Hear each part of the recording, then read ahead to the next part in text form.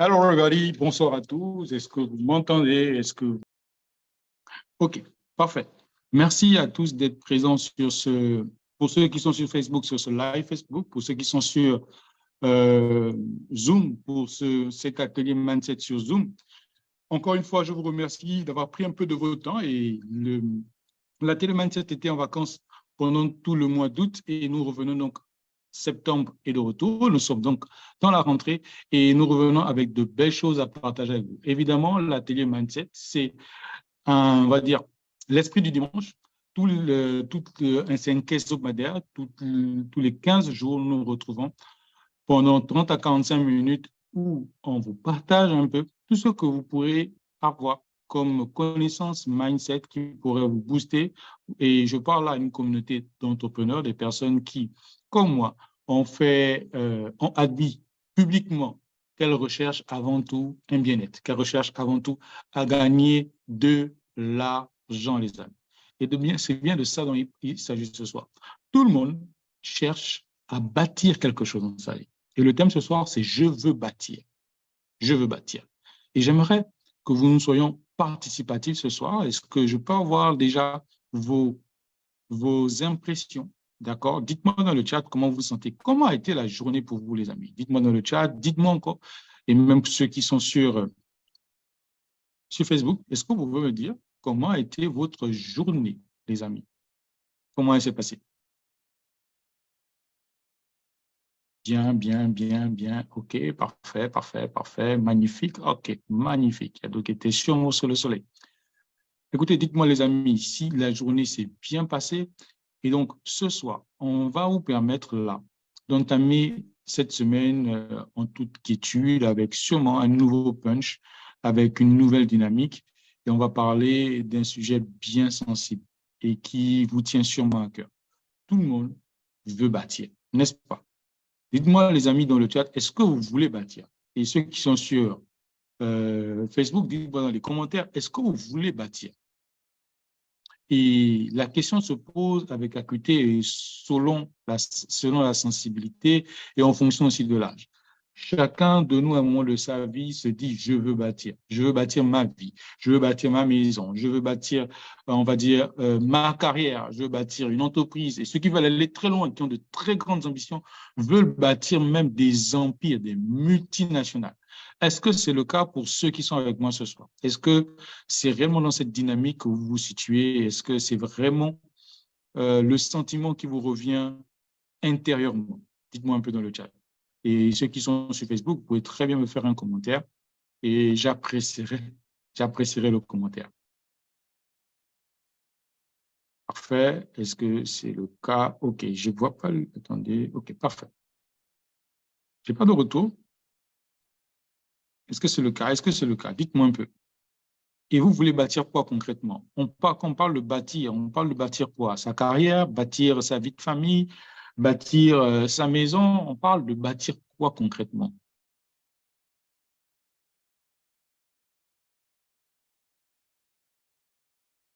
D'accord, puis dites-moi, j'ai bien envie de savoir. Qu'est-ce que vous voulez réellement bâtir?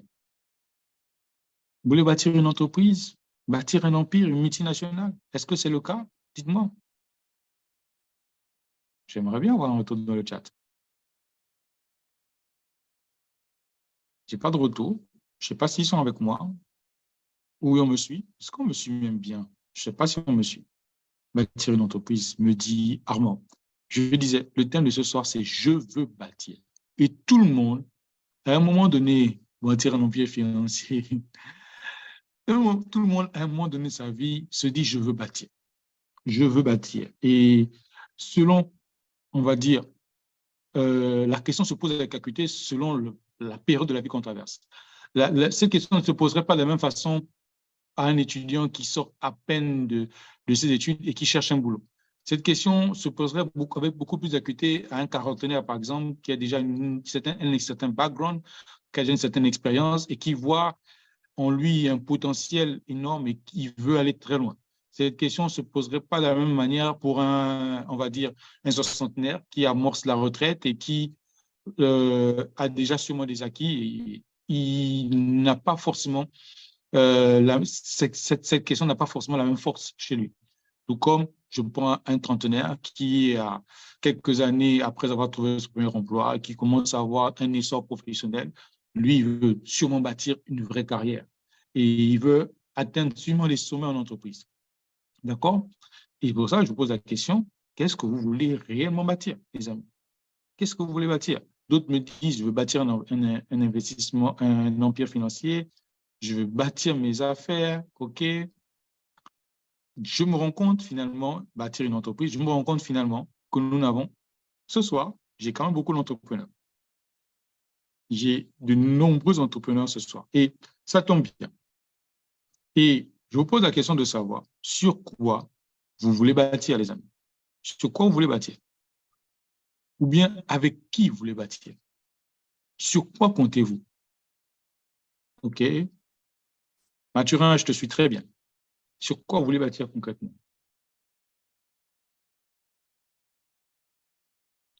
Et encore une fois, j'attends vos retours, là, les amis, j'attends vos retours. Sur quoi vous voulez bâtir? Sur quoi vous voulez bâtir? Je ne sais pas si c'est la connexion chez vous, mais moi, je vous attends depuis, hein, je vois rien. Et je sais que quand on commence à poser, on évolue dans les questions, les réponses deviennent de plus en plus compliquées à trouver.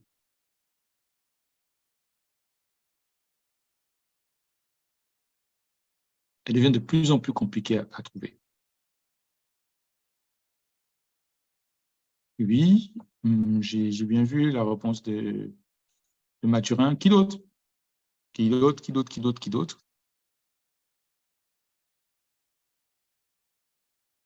Concrètement, les amis, sur quoi vous voulez bâtir? Sur quoi vous voulez bâtir? Sur quoi? Dites-moi. J'aimerais bien savoir. Parce que si on se bat pour bâtir, mais c'est bien sur quelque chose de bien précis. C'est quelque chose de bien précis. S'il y a des interférences, merci de me le faire signe, hein, parce que je ne sais pas forcément ce qui se passe de l'autre côté. D'accord, si vous me recevez bien. Merci de me faire signe dans le chat et puis je le remarquerai. Donc, les amis, on va aller. Je vais vous partager mon écran et on va rentrer réellement dans le vif de notre sujet. Vous voulez bâtir, d'accord? Vous voulez réussir des choses dans votre vie, d'accord?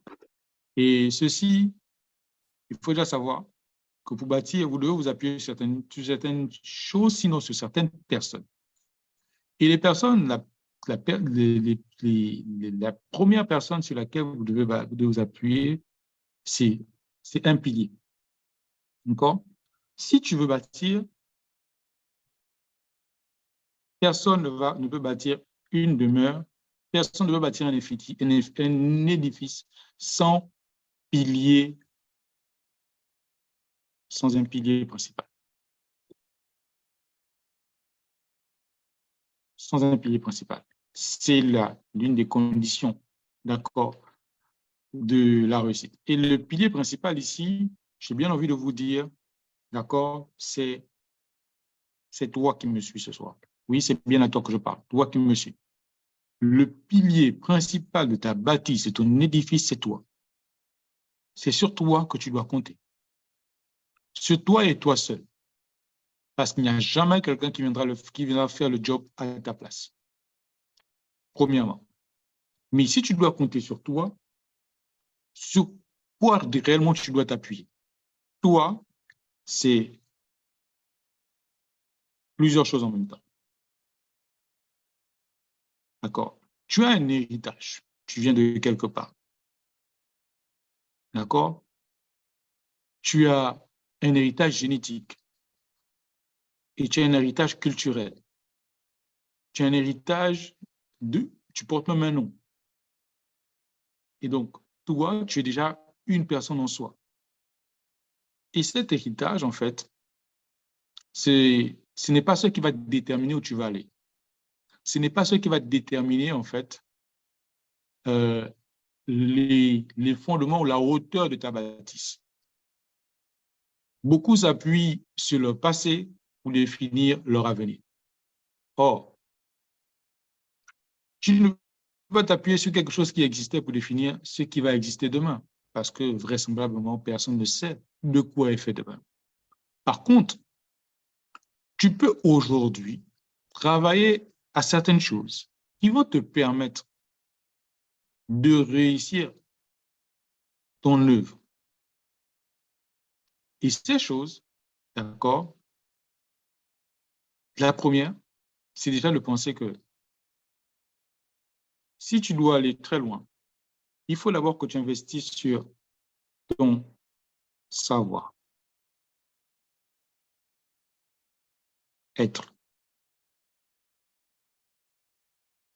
Ton savoir-être.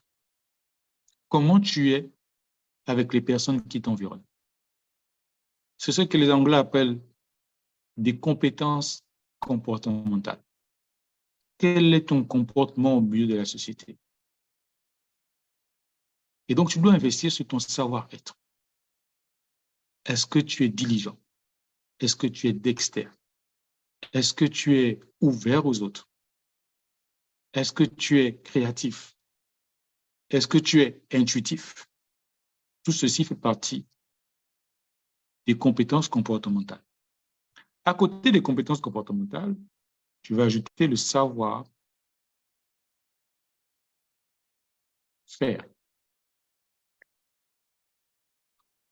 Oui, vous avez sûrement eu des diplômes pendant votre parcours. Mais réellement, est-ce que cela a débouché à de réelles compétences techniques? Est-ce qu'aujourd'hui, pose-toi la question de savoir, tu es allé à l'école, tu as fait l'université sûrement, le secondaire et l'université, et tu as eu des diplômes, d'accord. Et de ces diplômes, quelles compétences techniques avérées, là maintenant, tu en tires? Est-ce que réellement tu es compétent? Est-ce que ce que tu as appris à l'école, quand tu es sorti de l'école, ça t'a réellement donné une plus-value sur le marché? Et ça t'a réellement donné une compétence sur le marché? Est-ce que tu penses que la compétence que tu as sur le marché est achetable? Pire, est-ce qu'elle est vendable par toi? Est-ce que tu penses qu'il y a plusieurs personnes qui s'arracheraient tes compétences et voudraient te payer? Et la dernière chose, c'est, on va dire, le savoir tout court, qu'on appelle le savoir savant. Les amis, tout ceci pour vous dire que nous sommes dans l'économie de la connaissance.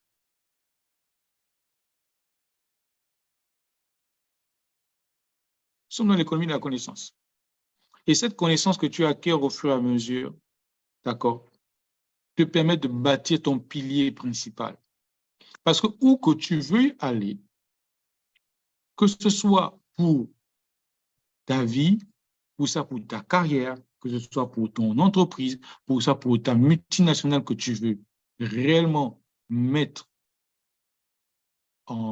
sur les rails, mais tout se joue ici, sur tes connaissances. Tes connaissances, là, en partant de ce dont je viens de parler, créent ce qu'on appelle ton capital. Et donc, si tu t'es donné, au moment où je parle, au moment où on échange là, de faire un bilan, quelle évaluation tu ferais de ton capital? Si on parle du fait de ton savoir-être, de ton savoir-faire et de ton savoir savant, savoir, quel serait ton capital? Et là, j'ai bien envie qu'on me réponde dans le chat, sincèrement. Sur 10, de 1 à 10, parce que pour moi, pour moi 0 n'existe pas. Tout le monde a quand même un minimum. D'accord? De 1 à 10, s'il fallait noter ton capital, quelle note tu donnerais à ton capital à l'heure actuelle? Et excusez-moi, hein, je ne fais que vous transmettre quelque chose. Je sais que ça peut heurter votre sensibilité, mais je n'ai pas vocation à vous caresser dans le sens du poil lors des ateliers mindset. Et je n'ai non plus vocation à dire ce qui vous plaît. J'ai vocation à éveiller des consciences, à rechercher à développer votre potentiel en vous, rechercher à vous permettre de faire réellement un bilan de compétences, d'accord, de ce que vous êtes réellement. D'accord? Donc, du coup, j'ai 2 notes sur le call. J'ai 2 notes là. Je ne sais pas sur Facebook quelle note il y a, mais je dis là, ce soir, on vient de me répondre, j'ai 2 notes. Un qui se note à 5 sur 10, l'autre qui se note à 6. Et donc, normalement, quand vous notez comme ça, je prends votre note, on la met en relief avec votre objectif final. Et évidemment, je parle à une communauté d'entrepreneurs et les entrepreneurs, ben écoutez, à la fin, c'est le chiffre d'affaires. D'accord? Si la note est de 5, ça veut dire que si tu as un objectif de chiffre d'affaires, tu aurais sûrement atteint 50% de ton chiffre d'affaires à l'heure où on parle. Si ta note est à 6, c'est que tu aurais sûrement atteint 60% de ton chiffre d'affaires à l'heure où on parle.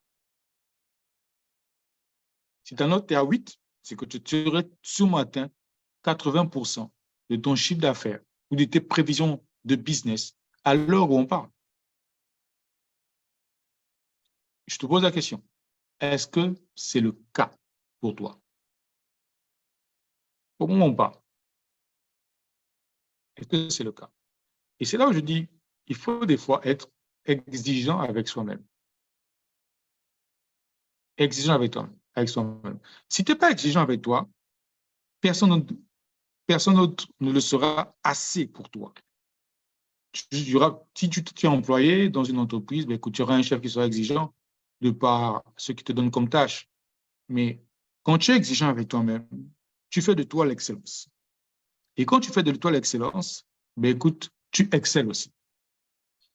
Et aujourd'hui, je vais vous montrer comment réellement, quel est le chemin par lequel vous devez passer pour bâtir ce vers quoi vous voulez aller. Et le premier pilier, c'était vous-même.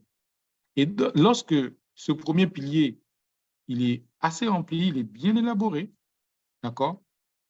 Je pense qu'on peut aller plus loin. Je pense qu'on peut aller plus loin. S'il est bien élaboré, je pense qu'on peut aller plus loin.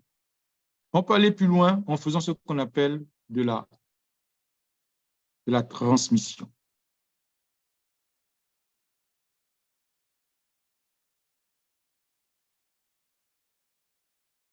De la transmission.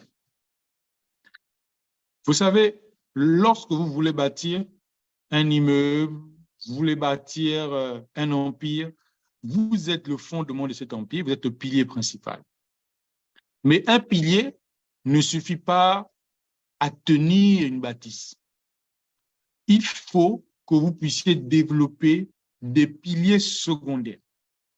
Et ces piliers secondaires ne peuvent être développés que par le biais de la transmission.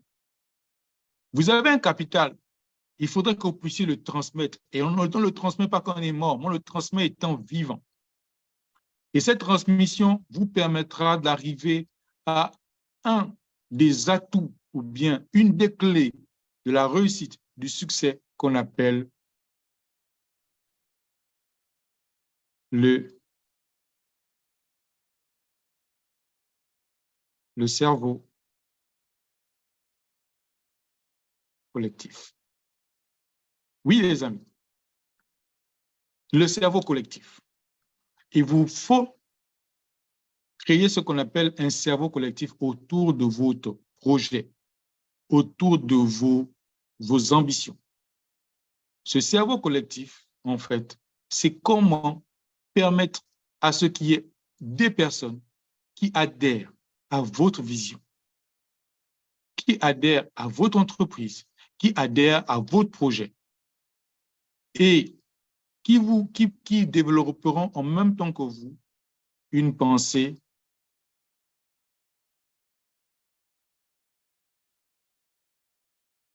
collective.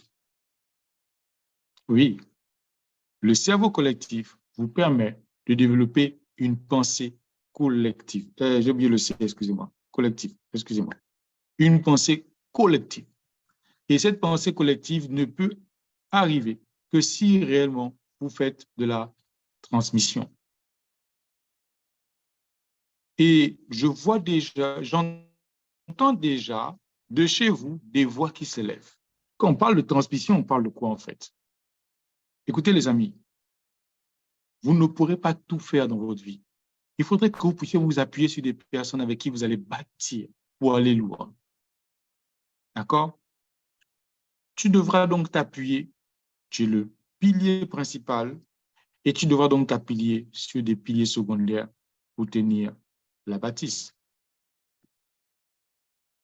Et ces piliers secondaires, il faudra bien que tu diffuses ce que tu connais, la connaissance que tu as. D'accord? Le savoir-faire que tu as, le capital que tu as. Pour que tous ensemble, d'accord, tous ces piliers puissent en même temps générer la même force pour soutenir la bâtisse. Parce que viendra des moments où l'orage va arriver. La disette va arriver. Encore. La baisse des résultats. Donc, la récession va arriver. Mais tu ne pourras tenir que si et seulement si tu arrives à communiquer à tous ces piliers la même pensée que toi. C'est ce qu'on appelle la pensée collective. Et c'est ce qu'on appelle le cerveau collectif. Le cerveau collectif est à la base de toutes les grandes entreprises que vous voyez au monde. Henry Ford, pour ne parler que de lui, est le premier. Et si vous lisez le livre Pensez et réfléchissez et devenez riche, d'accord, de Napoléon Hill, il en parle, il en fait vraiment un grand plaidoyer dans son livre. Je vous invite à le lire. Et il part, en expliquant la pensée collective, il part de l'expérience de Henry Ford, qui lui a su, autour de ce projet Ford, créer un cerveau collectif. Et devinez avec qui il a créé le premier cerveau collectif? Avec son épouse. C'est pour ça qu'il est nécessaire, et je vais un peu mettre tout le pied dans la fourmilière, quand l'on choisit les personnes avec qui on veut marcher, quand on choisit sa compagne ou son compagnon, évidemment, on le choisit en fonction de ce que, est-ce qu'on est capable de mettre en place ensemble un cerveau collectif. Si ce n'est pas le cas, ça va être compliqué. Et ce cerveau collectif doit s'appuyer sur votre leadership. Oh, oups, qu'est-ce que je fais là? Qu'est-ce que je fais comme ça? Excusez-moi. Sur votre leadership. Et il s'appuie aussi sur votre sens du partage. Qui dit partage dit donc donner. Qui dit partager dit donner. Parce que je le dis et je le dis haut et fort, vous êtes, nous sommes l'homme dans sa nature intrinsèque est prêt à recevoir, mais pas à partager ni à donner. Or, le secret, c'est de donner avant de recevoir. C'est de partager avant de penser récolter. Et c'est ça, en fait. Et vous allez me dire sûrement, oui, mais Cédric, tu me demandes de créer un cerveau collectif, de tout partager, de transmettre ce que l'on connaît à ceux avec qui on veut aller ceux avec qui on veut aller loin. Mais on a des craintes, on a des peurs, oui. Je les sens de là où je suis, hein, vos peurs. Les peurs, c'est quoi? Les peurs que vous pouvez avoir, c'est quoi concrètement? C'est la défection, d'accord? Le fait que quelqu'un, pendant tout le trajet, écoute, au moment où tu comptes sur lui, ben, il te barre, il te laisse. Ou encore, pire, défection, on est juste parti, mais après, il y a d'autres qui vont jusqu'à la trahir. Oh là là, qu'est-ce que j'ai fait comme ça? Un instant.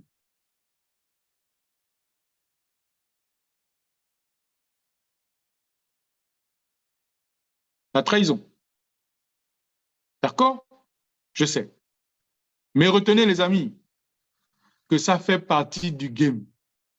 La défection et la trahison font partie du game. Rien n'est éternel. Je vous pose la question, qui restera avec vous toute sa vie pour être à vitam aeternam votre lieutenant? Et tout le monde cherche son émancipation. Si on te trahit, ben écoute, c'est sûrement là le signe de la grandeur. Parce que est-ce que tu penses qu'on peut trahir quelqu'un qui n'a pas de valeur? Est-ce que tu penses qu'on peut trahir quelqu'un où il n'y a rien à en tirer? C'est que, et je peux te conforter dans ça, si on te trahit, c'est un signe de grandeur. Du moins dans le business. Du moins dans le business. Hein? Parce que je me vois mal quelqu'un qui va aller t'amener tes secrets d'affaires ailleurs si déjà ton business ne fonctionne pas. C'est parce que ton business fonctionne. C'est parce que tu as créé réellement de la valeur que les gens sont prêts à prendre chez toi pour aller répliquer la même chose ailleurs. Ça veut dire que tu as fait du bon boulot. Et si tu en doutais encore, je viens te conforter ce soir. La défection, c'est le fait qu'il faut penser à un moment donné qu'il y a des gens qui ont besoin de leur émancipation. Et ils ne resteront pas à vitam aeternam avec vous, parce qu'eux aussi, ils ont sûrement leur projet de vie.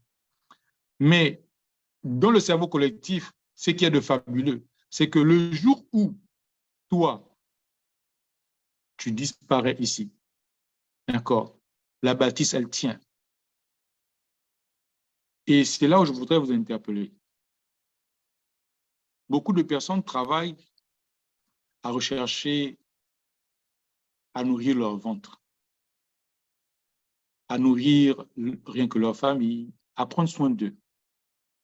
Mais combien travaillent réellement à poser des pierres pour la postérité? Parce que vous êtes là, sur ce call, il y en a 18, je ne sais pas combien il y en a sur Facebook, mais vous êtes là, des personnes qui êtes destinées à la grandeur. Mais si tu n'en prends pas conscience, dès aujourd'hui, mais tu vas sûrement passer à côté de quelque chose. Qu'est-ce que tu vas laisser après ton départ? Si tout ne tient que sur ta personne, tu partiras avec tout. Mais si durant ton magistère, tu as tout fait pour que réellement tu laisses un héritage, que tu as fait une transmission étant là, eh bien, ton œuvre vivra, ton œuvre s'émancipera, ton œuvre se développera, quand bien même tu ne seras plus là. Et c'est ce à quoi tu dois travailler dès aujourd'hui. C'est là que je dis souvent à mes amis que mes projets sont au-delà de ma personne. Mes projets sont au-delà de gagner 2 millions, 3 millions, 4 millions ou encore 1 million de dollars. Non. Mes projets sont à avoir de l'impact dans la vie de plusieurs personnes à travers le monde. Qu'en est-il de tes projets aujourd'hui? C'est pour ça que je vous dis, vous qui êtes avec moi, qui développez avec moi, restez focus. Parce que le game dans lequel nous sommes, nous allons aider des milliers de personnes à travers l'Afrique à connaître l'autonomie financière.